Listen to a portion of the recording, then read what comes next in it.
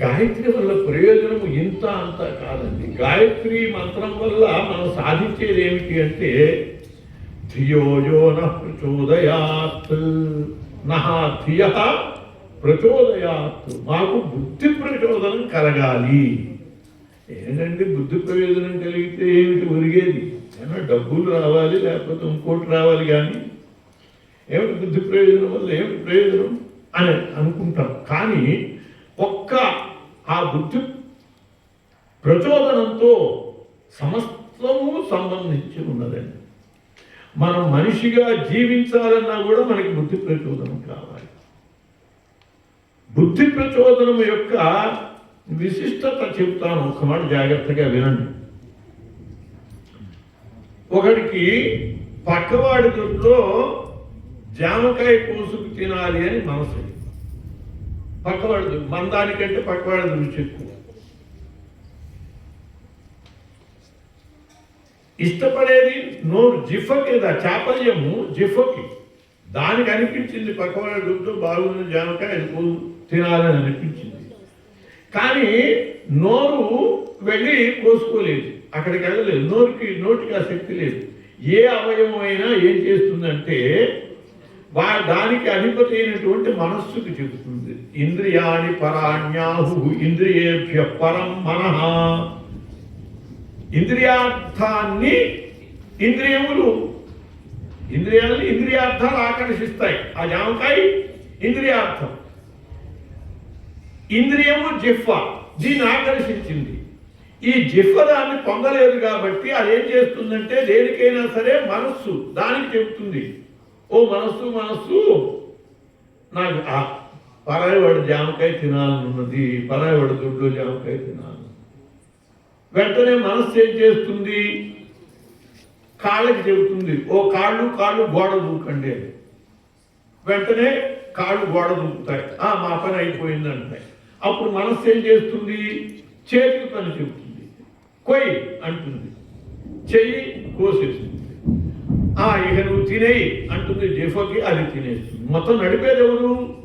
ఇంద్రియాలు నడిపేది మనస్సు. ఇంద్రియేభ్య పరం మనః. అలా వాడు మనస్సు చెప్పినట్టుగా ఈ పనులన్నీ జరిగాయి. వాడు లాగిస్తున్నాడు, జామకాయ తింటున్నాడు. వెంటనే వాడు తలుపు తీసుకుని వచ్చాడు ఆ పక్కింటి ఆయన. ఎవడు నువ్వు?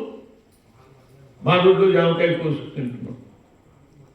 నాకు జామకాయ తినాలని మనస్సు అయింది అన్నాడు వాడు. నీకు బుద్ధి లేదా అన్నాడు. వాడికి అయినది ఏమిటి? మనస్సు. వీడు అడిగింది ఏమిటి? బుద్ధి లేదా. అంటే ఏమిటి? ఇంద్రియేభ్య పరం మనః, మనసస్తు పరా బుద్ధి. నీకు మనసు అయితే నిజమే, ఆ మనస్సుకి పైన ఒక బుద్ధి అనేది ఉన్నదే. అది ఉండేటట్లయితే ఏం చెబుతుంది? పరుల సొమ్ము పాము వంటిది, నోరు మూసుకోమని చెప్పు దాన్ని అని మనస్సుకి చెబుతుంది. ఆ బుద్ధి పనిచేయలేదనుకోండి, ఈ మనస్సులో ఇంద్రియాలు ఏది కోరితే అదల్లా చేసి మొత్తం వీడిని పతనం చేస్తుంది కదా. నోరా వీపుకాయవే అన్నట్టు ఎవరు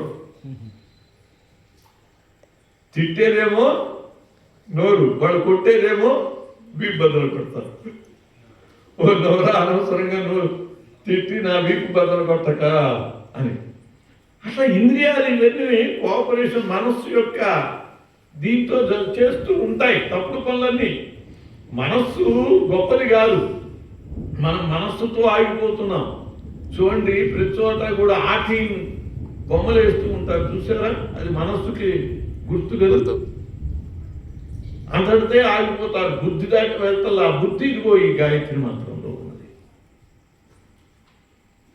ఈ గాయత్రి మంత్రం వల్ల ధియోయోన ప్రచోదయాత్ అనే దాని కారణంగా మనస్సుకి బుద్ధి కనుక ప్రచోదనం జరిగితే ఈ బుద్ధి మనస్సుని ఇష్టం వచ్చినట్లు ఇంద్రియాల వైపు పోనివ్వదు, కంట్రోల్ చేస్తుంది. కాబట్టి మనం చేసే తప్పుడు పనులన్నిటికీ కారణం ఏమిటి?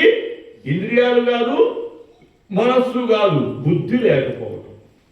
బుద్ధి కనుక ఉంటే మనస్సుకి చెబుతుంది, మనస్సు ఇంద్రియాలకి చెబుతుంది. అప్పుడు తప్పుడు పనులు చేయకుండా ఉంటాం. మొత్తానికి ఒక స్త్రీ ఎదురైందండి, బుద్ధున్నటువంటి వాడికి మనస్సు చెబుతుంది సోదరి వంటిది, తల్లి వంటిది అని. వాడు చాలా గౌరవంగా తప్పుకుపోతాడు.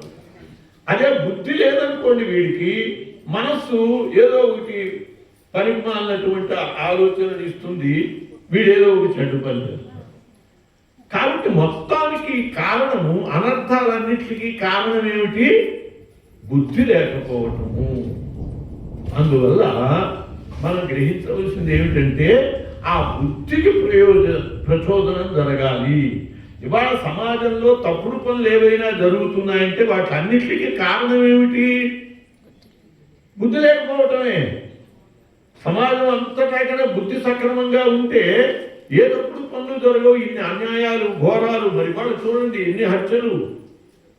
అవి వెనక ఎవడో హత్య చేసేవాడు శత్రువుని.